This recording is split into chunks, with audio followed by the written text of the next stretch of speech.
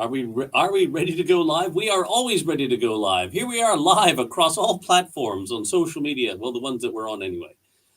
Again, from the Circle Leadership headquarters all across the world, from Perth to Gold Coast and around the wherever else we're going to go. It's time to go live on a Thursday. Now we're doing it a little bit later in the day. I think it might be because of daylight savings, or I don't know. Yeah, the funny thing is that two of us are in places where there is no daylight savings, yet we've been pushed back an hour somehow. I don't know. Anyway, today is very exciting. What are we going to be talking about today, Lisa? Why? Why, Dave? Why? I want to know. Well, I think we're talking about why, our purpose. Correct. Why we do the things we do. And not only talking about purpose, but the purpose of purpose, which is quite interesting. Because, we'll start with the fact that, thanks to Simon Sinek, he's popularized the fact that everybody needs to understand why their business exists, right? So thank you, Simon, for doing that. And it's really important for a business to understand why their business exists. Why do you think that people should understand that? Because, and you know that I love this, it gathers people around more than just the water cooler in their organizations. Yes, 100%. That's my take on that. Yeah. All right. So in this live stream, what we're going to cover for everybody as you're tuning in, just as people are starting to chime in here right now on all the platforms, is we're going to cover 4 key things about purpose today. Certainly, like first and foremost, what is it? What is purpose? So we get very clear on what it is, because sometimes there's confusion between what's purpose, what's mission, what's vision, and all these sorts of things. So I'm going to help people get very clear on what purpose is. Then we're going to look at why is it important. So why is it important for you and your organization? And then the third thing we're going to look at is how do you craft it? How do you actually, write out your purpose? And then the last part, which is the most important part, is how do we lead, live, and love it every day? Okay, so we're going to cover those 4 things. What is it? Why is it? How to craft it? And then how to lead, live, and love it every day. And we're going to do that all in the next few minutes. So we're going to get straight into it. The first thing is, what is purpose? And I'll start with the fact of what purpose isn't. So purpose isn't how or what you do, and it's also not who you do it for. It's certainly it's the problem. Let me reverse that. It is actually the problem that you're passionate about solving for those people. But I find a lot of people when they're working on mission, mission, and they're calling that purpose, and they're working on vision, and then they're adding who they do it for into the equation. Purpose is just the answer to why your business does what it does. And also, please understand that purpose is also confused at times with people in terms of they go, well, I've started my business to make money, or I started my business to provide me with a lifestyle. So that might be your purpose for having a business, but that's not the purpose of your business. So there's a big difference between the purpose of having a business and the purpose of your business. And so a lot of people are really confused in the purpose with profit. My purpose of my business is to make money. So I'll also address that one very quickly. The purpose of your business isn't to make money, but it does need to make money. Okay. So it's very important for people to understand, yes, your business needs to make money. I get that. And people say, well, Dave, I started my business to make money. I said, okay, cool. But why did you start this business? Right? Because you can start any business to make money. Why did you start this business? Right? So those are all little things around it. So here's the simple thing to understand what purpose actually is. Here's what purpose is. Purpose is the problem that we're passionate about solving for the people we choose to solve it for. The people we want to stay relevant in the hearts and minds of. It's the problem that we're passionate about solving for those people. And usually that problem is a timeless problem. And people are like, well, once it's solved, well, hang on, no, it may have been solved this way with this methodology or this thing or this product or service, but the problem will always exist. Okay? Because do not confuse why you do with how and what you do. And a lot of people, when they're writing their purpose statements, they confuse it with how and what they do. Okay? It just answers the question why. Right? And it doesn't need to tell me how you do that why. It just needs to tell me why. So what is purpose? It is the problem that you're passionate about solving in your world or this world. And also want to just touch on that too, because people say, well, our purpose isn't going to have a big impact on the world. Like we're not here to solve the world's problems. No, but you're there to solve your world's problems. And I assure you, when you're solving your world's problems, you're starting to solve the world's problems. So your world might be all of Australia. Your world might be your geographic location. It might be a demographic. It might be an industry. It might be whatever.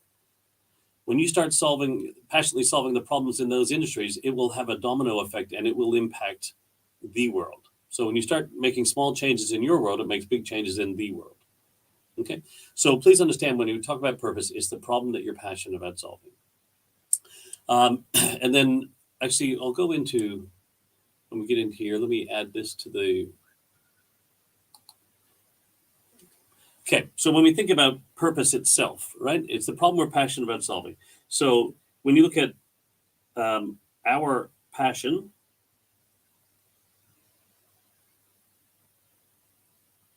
and their problem,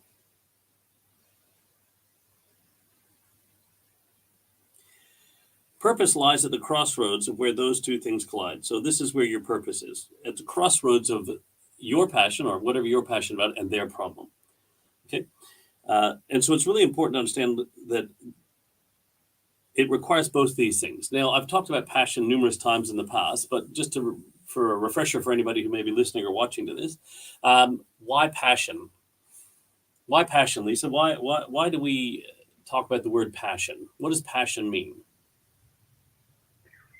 This is such an interesting piece, Dave, and this is where perspective becomes important, because I hear the word passion and I think pass I on. What am I doing to pass myself on and leave a legacy in the world? But you have another perspective around passion that is interesting to share, and I'd love to hear that.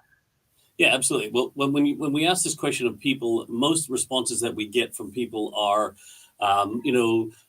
doing things that I love doing, and like it's my energy, it's my motivation. Things when they define passion, it's love related, which is a very modern definition for the word passion, right? But if you go to the root of the word passion or the etymology of it, passion actually means to suffer.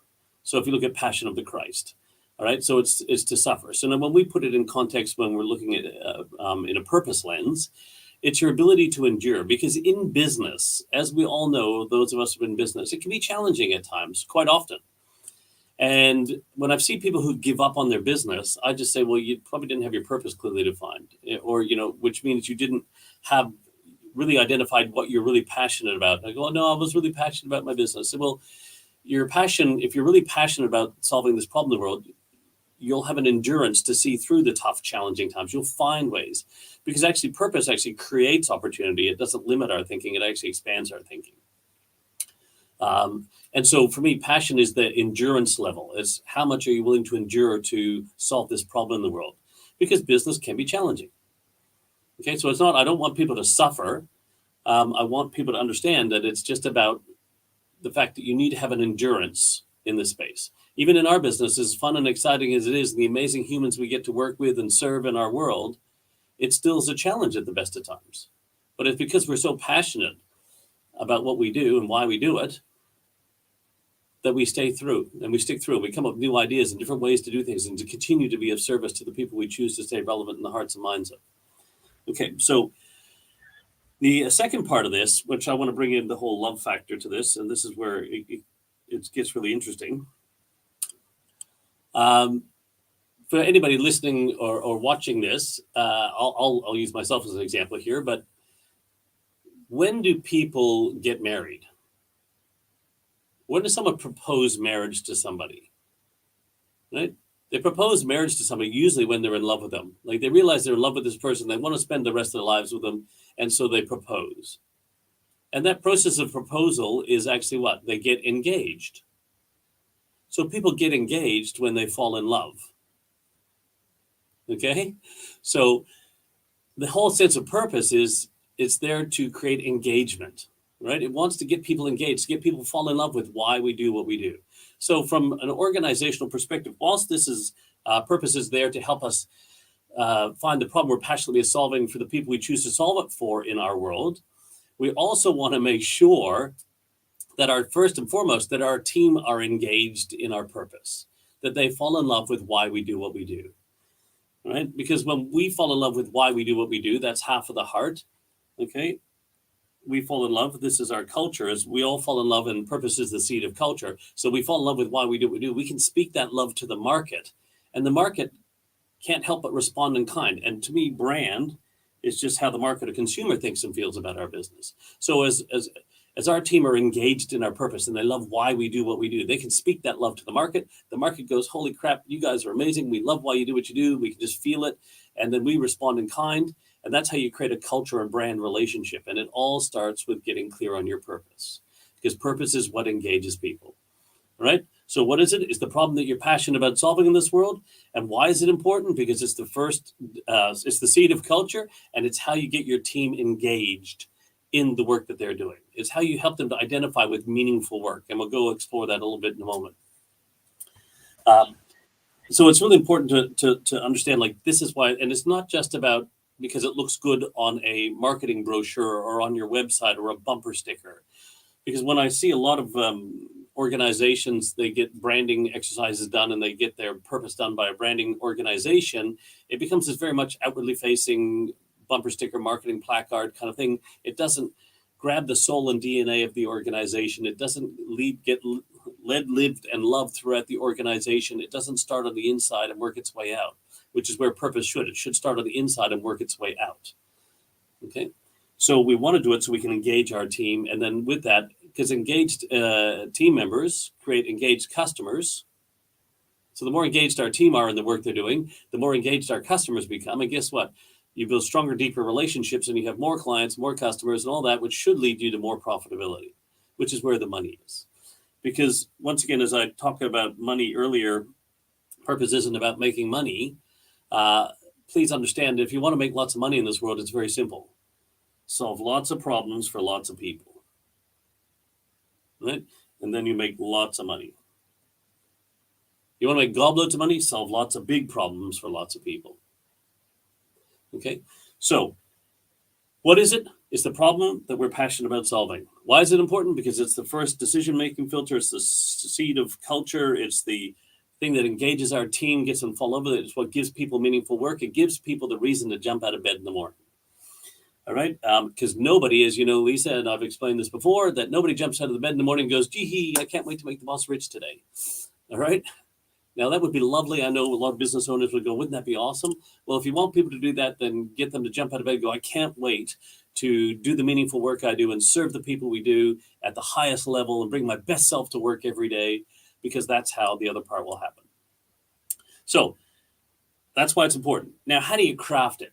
So when you think about purpose statements, the simple way to craft it, what we challenge people to do firstly is be very clear on who do you serve, right?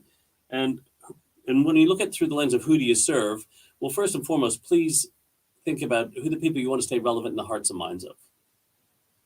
And I say that because the people you're choosing to serve today may not be the people you choose to serve tomorrow. But who do you want to stay relevant in the hearts and mind of? Because what we need to identify is what is their problem. So you want to make a list of what you think the biggest problem that those people have in the world. Okay, in their world. And then what you'll be able to do is summarize that into one simple statement and go, this is the problem that they have. Okay? And then what you want to do is the same thing, is then craft a list of all the things that you're really passionate about. And then you should find some common denominator and go, this is what we're really passionate about.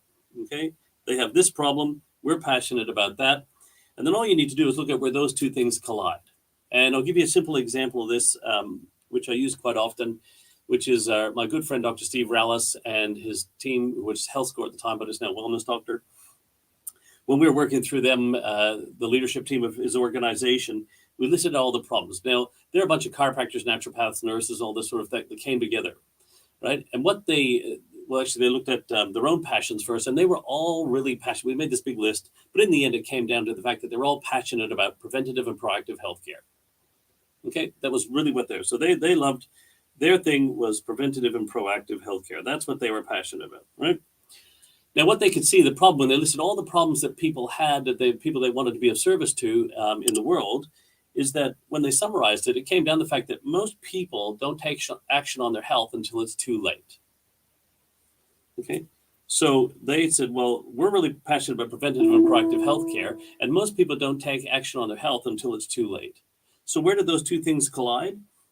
So Dr. Steve realized, and the team realized, that their business existed to save lives ahead of time. I love that. Every time you say that, it's like, yes. Right. So why does their business exist? Why does the wellness doctor exist? To save lives ahead of time. Now let's go back to the whole thing about engaging our team. Can you imagine if I said, Lisa, hey, I've got this really cool organization and we're a bunch of chiropractors, naturopaths, nurses. We do a lot of blood work. We do a lot of adjustments, natural remedies, and we'd love you to come and join our organization. You're like, yeah, sounds cool. I said, hey, Lisa, we've got this amazing collective of humans on the earth here that are professionals in their field who are here to save lives ahead of time. And we'd love you to consider being a part of our team. Will you join us and help us save lives ahead of time? Absolutely. Which one is more engaging? Okay. And I think you actually said it on last Strong's Live as well, when you want to build people, when you want to gather people to build an arc. Yeah,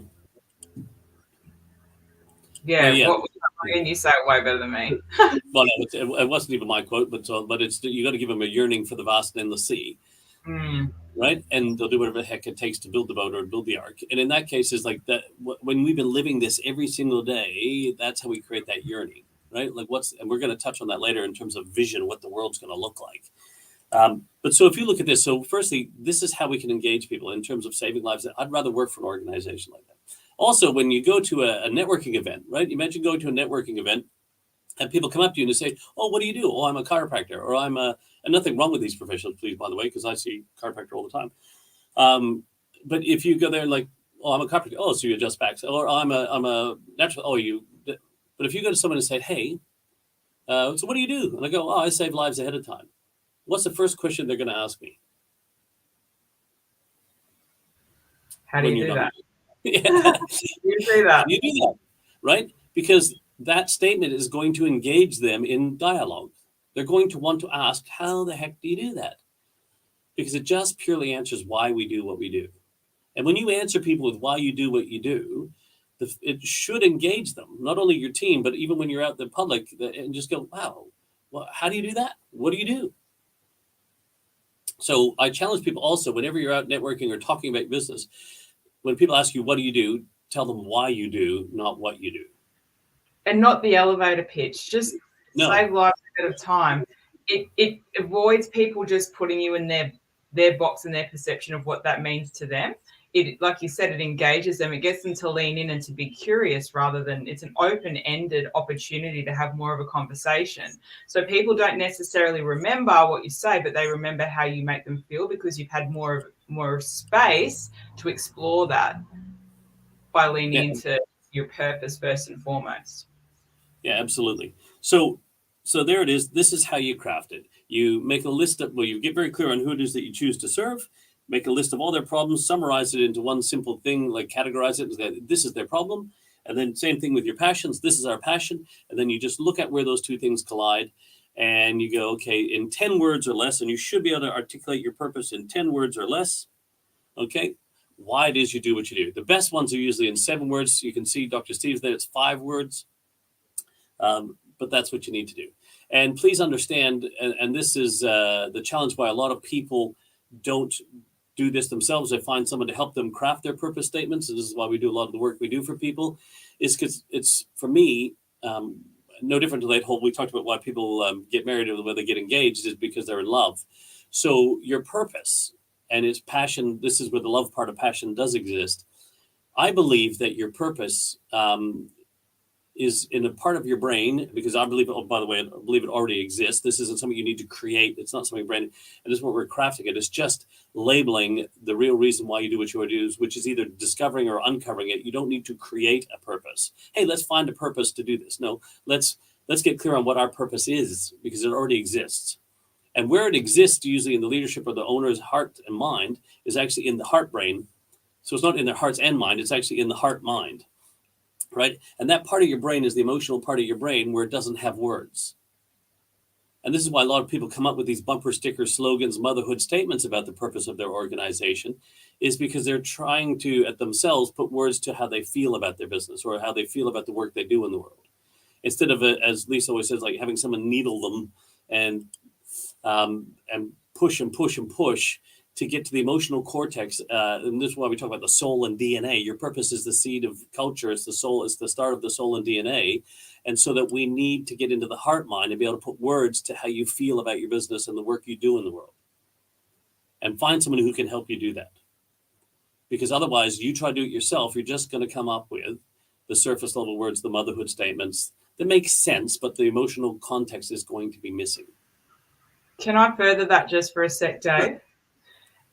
This is what I found with this, and the reason we use the needling visualization is that part of the brain where that essence, where the love, where the heart mind is and the true purpose already exists is also the same space where there's other emotions like pain and discord. And as humans, we're wired to move away from pain. So even though that's it, our purpose sits in the same space that our pain and things do, we're not going to go there on our own or to the depths or to the lengths that will actually get the true essence of our purpose, which is why you get to have someone take you through that process, because as humans, we're wired not to go there. So we're never really truly going to get to the core essence of our purpose unless we've got someone helping us, because we're wired to move away from pain, and our pain emotions are it's a fun paradox of the universe. They just hang out in the same place as our purpose, just for a fun time. Yeah, absolutely. And so once again, if you really, really want to get to the soul and DNA of your organization, the beginning of the genetic code of your organization, you need to be able to tap into that part of your heart brain. Okay. And usually you need some, like we had to have people help us. Okay. Even though we do this for a living with our clients, we know how this stuff works. So we had to have someone help us do the same thing. When we crafted our purpose statement, we got very clear years ago on why we do what we do. And even with our values, and we'll talk about values next week, the same thing. They all exist in that same space. But I assure you, once you get that out and you have it worked out, when you look at that purpose statement, you should be able to go, that's exactly why we do what we do. Right? So we've talked about what it is, why it's important, how to craft it. And the last thing I want to talk to everyone about is how to lead, live, and love it every day in your organization, and how to build that true engagement with your teams. Okay, so the first thing you need to do is obviously get very clear on what your purpose of your organization is. Okay, what's the problem it's passionate about solving in this world? Then with all your team members, and I would start with yourself as the business owner, leader, whatever, is look at why does your work matter? Okay, so if I understand why the business matters, so this is why our organization matters. The first thing I want to do is help my team understand. And so Lisa and Tiana is why does their work matter in terms of us helping leaders to evolve themselves and stay relevant, right? So that's why our work matters in this world, because we want to stop people from growing out of business. We want people to constantly evolve and stay relevant and, have amazing futures. And do amazing epic work in the world, because the world needs people doing epic work, right? And then we go, okay, well, Lisa, why does your work matter? Why is your role so important in relation to that? So Lisa, why is your role so important in relation to the work that we do in this world? Well, someone's got to teach the folks how to eat cake for breakfast every day and be fit, healthy, and strong for a lifetime. Because if you've got a successful business and all the money in the world to spend on all the cake, if you're not and you can't enjoy it, then why? Yeah. Too many people have the cake but can't eat it, right? You can have your cake and you can eat it too. Absolutely. Yeah. So get very clear on your purpose, and then help people to understand why the work the business does matters. Then you help people understand why the work that they do matters, right? This is why my work matters. This is why my role is important. So also now I know why the work that does the world, why it's so important. And now I also know why my work is so important. And then the last question we need to ask people is, why is that important to me? What does that say to you, say for you, knowing now that how important, how meaningful the work you do in this world is, right? And, so if we go, you're working for a company that's doing great work in the world, it's doing good work in the world. And then you understand why your work is so important in that good work. And then the last question we want to ask our team is get them to really the depth of engagement. It goes, why is that important to you? right? Because what we want to create is we want this personal connection to this public sense of purpose, right? Help your team have a personal connection to your public sense of purpose. Thanks, Andrew. And this is how you build deep and rich engagement in the world. Okay, it's great to have people engaged in why the organization does what it does. It's great to all of a sudden have them engaged in meaningful work. And please understand that everybody wants their lives to be more meaningful. So it's our job to give them work that is meaningful, full of meaning, and tied to an organization that's doing epic stuff in the world. That's how you build engagement in your organization. Okay, so just to summarize this, we're going to wrap it up. What is it? It's the problem we're passionate about solving in the world. Why is it important? Because it's the first seed of culture. It's the first decision-making filter. It's the thing that engages our team in the work that they're doing. It gets them to fall in love with why we do what we do in the world. And then it gives them a reason to get out of bed every morning. It gives them, I think Tiana mentioned earlier, a level of commitment to the work they're doing and the organization, right? And then how do you craft it? Well, you make a list of we're very clear on who you want to serve. You make a list of what their problems are and you summarize that. You get very clear on your passions and then summarize that. And then where those two things collide in the middle there, in the crossroads of those two things, is exactly where your purpose lies. And then how do you lead, live, and love it every day? Well, first thing you need to do is you got to get everyone connected at the deepest level. And then the last part, which I'll share with you in terms of leading, living, and loving it, is that every question, every situation, every scenario, the first question we should ask, does it help us do this, yes or no? Will it help us to evolve these leaders and stay relevant? Will it help us to save lives ahead of time, yes or no? Because if it's no, it's gone. Right? So this is how you should be using it every day. Unfortunately, where people do with it every day is they put it up on their website, they put it out there, and they go, hey, look, this is why we do what we do. Instead of actually using it as the first decision-making filter in everything we do. And circle leadership, if it doesn't help us do why we do what we do, it's out. It's that simple. That's it. Mic drop, bro. That was awesome. I am almost speechless, which is surprising. And this is what I really love about the work that we do in the world. I get to hear this purpose stuff every day, but every day we deliver it and something else drops in. That piece about why do people get married because they're in love and they get engaged. I was like, oh my gosh, yes, it's the engagement, the love, the engagement piece, the passion, the suffering. What are you engaged in? What keeps you showing up? What are you passionate about? What are you willing to suffer through? All of those points is where our purpose lies. And yeah, that was awesome. And that last bit, really, really helpful and a great reminder. Our purpose is our first decision-making filter for if we're doing anything out in the world. And, you know, bright, shiny object-itis sufferers like, you know, this humicorn, it's so, so key. And I get to make a decision today about something I've been struggling with. And I'm like, oh, have I run it through the lens of my purpose? No, I haven't. And I just did it then while you were speaking. I'm like, oh, the answer's now clear. Why have I been deliberating about this for a week? I know what I need to do. It's unbelievable, isn't it? So we have a special gift for anybody who would like it. We have, I wonder if I can just quickly share my screen here. Let me stop that screen share. Let me start this screen share screen.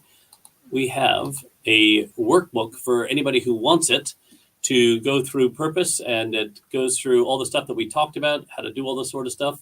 It's even got a checklist and everything in there. So this workbook is available for anybody who wants it. So hashtag purpose, and we'll make sure that we get that off to you guys. And I know, I think Tiana's all over that. She'll be taking care of that for us, making sure everybody gets a copy of that. Looks so good. Can't wait to get into it again just because it's fun too. Okay, so please, in summary, as we wrap up at 29 minutes and 27 seconds, be very clear on what it is, why you should have it, how to craft it, and then how to lead, live it, and love it every day. Thanks again, guys, for tuning in to our Thursday lives. Next Thursday, it's all about values, so which are the guardians of purpose. Okay, so we're going to get into that next week. I'm really excited about that. And that will be Easter Thursday, the Thursday before Easter, too. yes. There could be a secret Easter egg hunt on that. So everybody who tuned in, Tom, thanks very much, mate. We'll definitely get that to you. Andrew, Tiana, Daniello, there's a whole bunch of people. Muhammad, I think he was in there as well. Thank you guys all for your time and attention today. It really means a lot to us. And don't forget #purpose, and we'll get you that workbook. See you all. Peace.